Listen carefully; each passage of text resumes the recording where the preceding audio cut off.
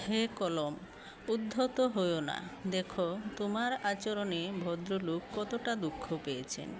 যা খুশি তাই লিখো না, তাই নত হও, নত হতে শেখো, করজোড়ে ক্ষমা চাও। বলো, হে বাঙালি ভদ্র মহোদয়গণ, এবারকার মতো ক্ষমা করে দিন। আমরা কারো কাছে ক্ষমা চাইলে লজ্জা বোধ করি, মনে করি যে ছোট হয়ে যাব।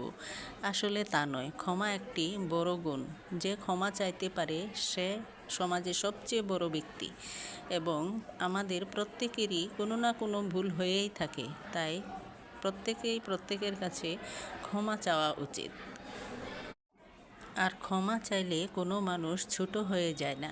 তাই কেউ কারো সাথে অন্যায় করে থাকলে দ্রুতই ক্ষমা চেয়ে নিন। হয়তো সময় খুব বেশি নেই। আমার ভুলগুলোও সবাই ক্ষমা করে দিন।